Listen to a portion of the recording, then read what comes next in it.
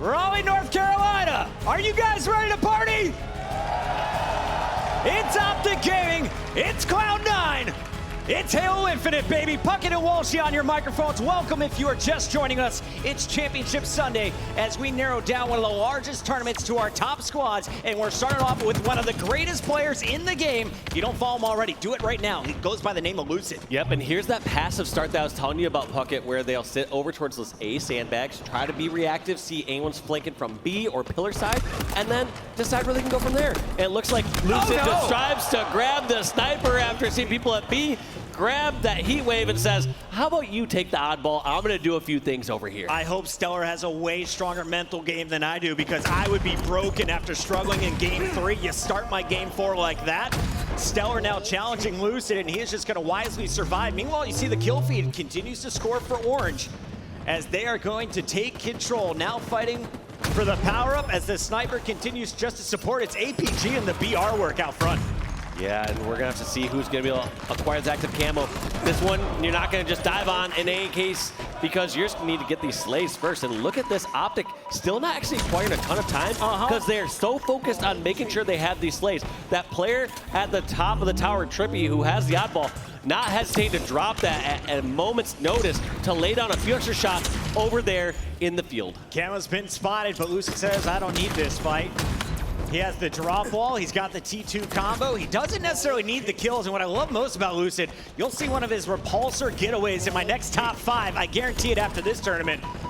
This man's movement is on point. Look at this rotation. They've moved it all the way from A tower, like I was talking before, Puckett, all the way over towards the B stronghold. And they had their own little bit of a setup there too, with those power weapons. But I like how they played it. It looks like a Lucid was eventually taken down. The good part about that play, though, is you had to draw a bunch of Cloud9 members out into an unideal spot. Look at this. Even though Cloud9 got the kills, they're stuck in garage. They're pushing over towards the A stronghold. There's really not very strong positions for them at this moment to like have a strong setup and pick off these players who are just spawning. Oh my goodness, Lucid and Trippy combining to do so much damage over at B, as you're gonna see Penguin getting dropped as well. Cloud9 is in trouble as 3 just went down. Renegade had a little burst earlier, and the man's sitting on 5 kills. So I'll keep my eye on him, as well as Eco, who snags the camo but can't get away with it. Yeah, you saw Eco have a bit of a hesitancy there, where he wasn't sure if he was spotted, so he said, you know what, rather than go for the back smack and potentially just not even get a trade here, I'm gonna go for the 2-shot melee, guarantee I at least get 1 kill and some subsequent damage. Here's that Mangler. You saw Heat Wave for OpTic, you see Mangler for OpTic, you see headshots for Lucid. Also, the other factor I could consider there as to why he went for that 2-shot beatdown is I'm not sure if Pistola has a back. I don't know if you can actually back smack him. So in that case, you might as well go for a 2-shot beatdown, because the Wizard cannot be assassinated. 2 chest. Love to see it. Ola again in the feed as we talk about him is going to find Stellar. Stellar just getting beat up on. He and Penguin seem to be in the tough position in the afterthought spawn. After your teammates all die, you come up and you're outgunned. Penguin finally trades out with Lucid as Renegade fights for his life, and he finally gets help. The duo now with Oddball control, and it's Cloud9 scoring once again. 52-22 though. Remember, here in the new Oddball though, we are playing best of 3 heats. And in this opening heat, it's been your red team in control. And for those just joining us, no, that wasn't a Matrix Resurrections preview. That was actually Lucid, who was just happening to stop some bullets and some grenades, is reflecting those back. So Lucid just pulling off the near impossible here during these games, making the most effective use out of the Halo Infinite sandbox, more than any player in the game that I've seen so far. Best movement in the game? You calling it? Yeah, best movement in the game right now. You just watch him, and his Master Chief moves different. That's coming from one of the original movement kings.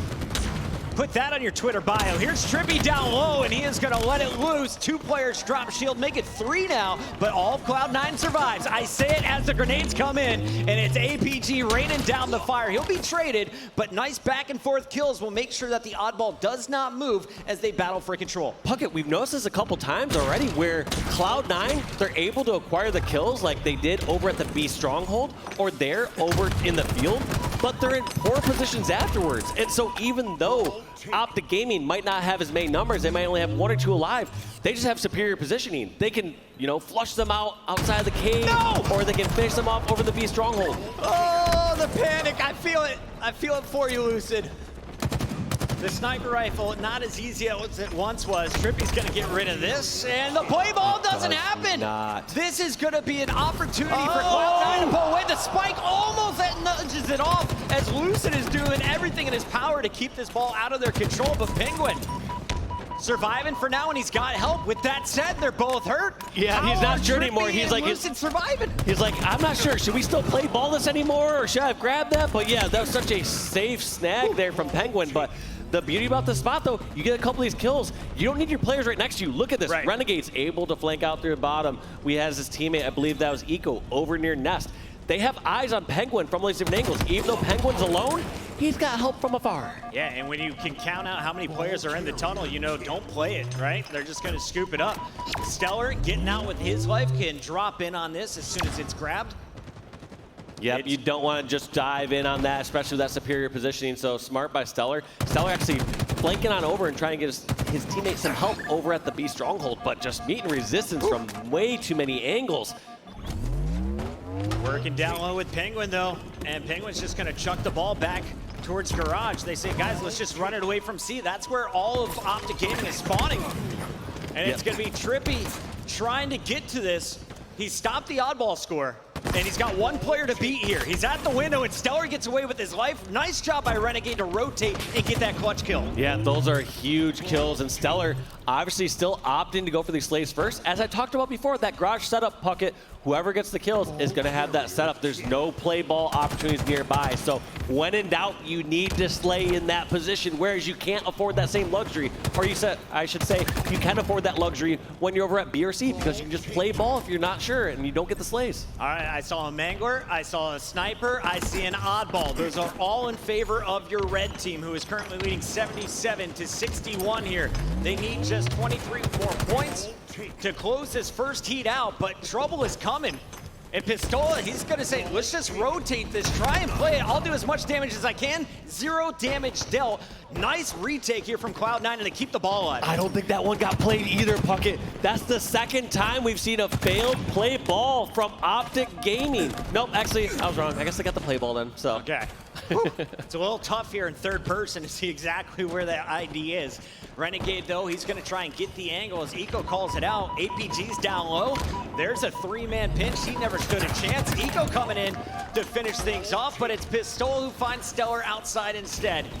This team is in trouble. Cloud9 just getting pinched from all directions here just when they had the upper hand. Well, Renegade's going to make sure they keep it. I thought he was going down. Yeah, that was a scary scenario. This was a 4-on-2 for a moment and a massive play ball. Lucid realizing that if Cloud9 were able to get Sepp and Tower with that ball, especially with the time ticking down, that would have been devastating. But instead, they play it for these last few seconds. They need to get a ball touch right now. And that is going to be round 1 going in favor of OpTic Gaming. Playing the time so smart and getting those play balls where they needed it. I thought the way Cloud9 was set up, we weren't going to see that happen. But if the ball isn't being picked up by anyone, that 5-minute countdown timer, it just keeps draining.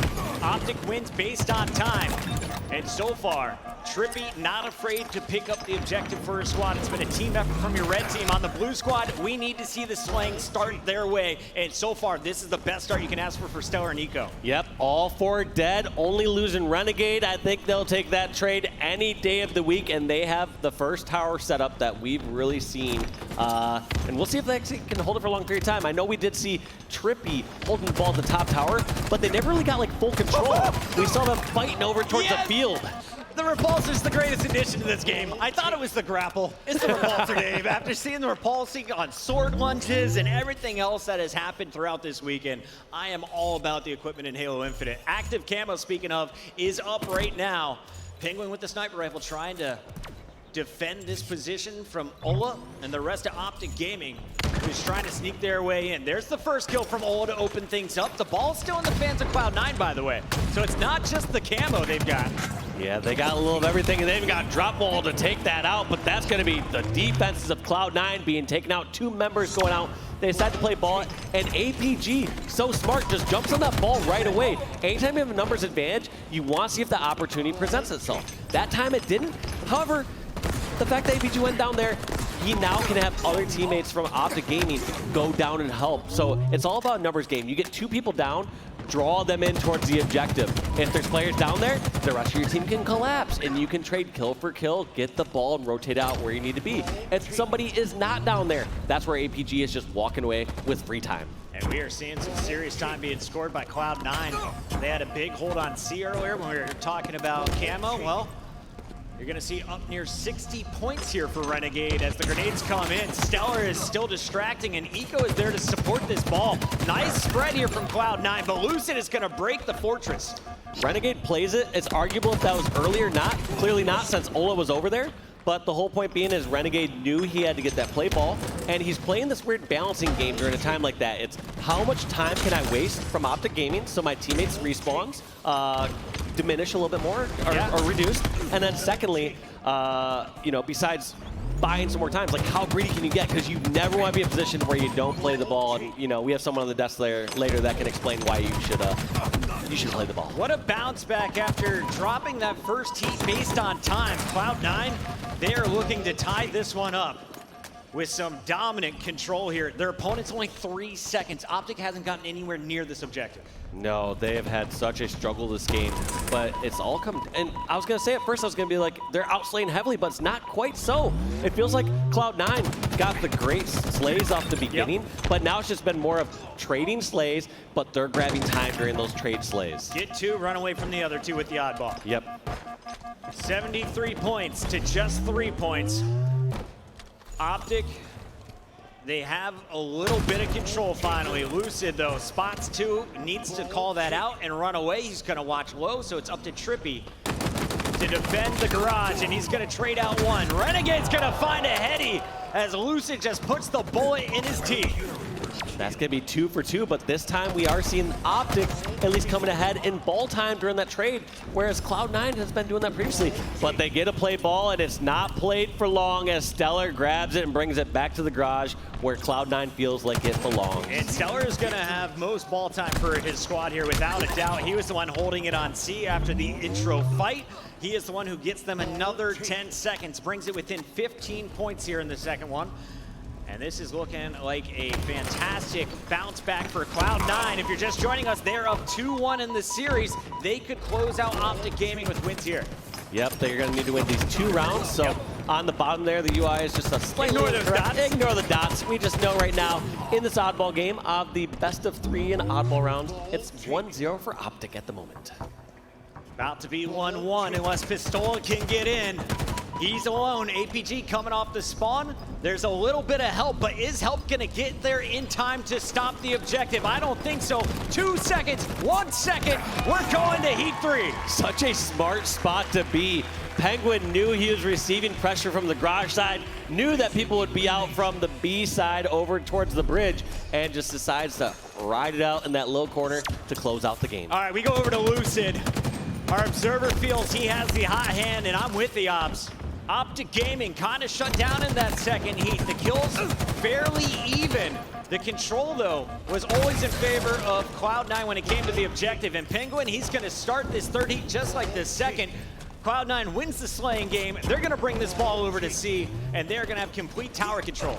And Penguin, as we talked about, being that all-rounder, does not hesitate to scoop up that ball time, even though he has the power weapons at the moment. Just decides that right now this is more important. Gets that play ball, is going to try to stay alive as long as possible backseat tower, but that's not going to be long when you have someone like Lucid chasing you down. All right, 12 points. Not a bad start when you're working way towards 100. Eco almost turns, doesn't quite get it as Lucid is trying to rack up some multi-kills. Teammate, APG, calling out the rotation from Nest. Play ball opportunity. And he could also just drop this off. You do not need to throw it off the map with how far away your opponents are spawning. Yep, it's always a delicate balance knowing how and when to play ball because you obviously never want to play it too late, but also play it too early. That adds up over time.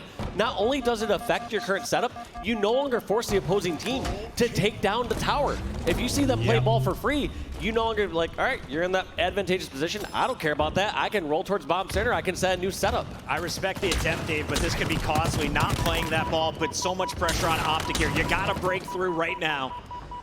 Nice start by Trippy as he drops the first. Second player will get melted as the heat wave will find 2.5.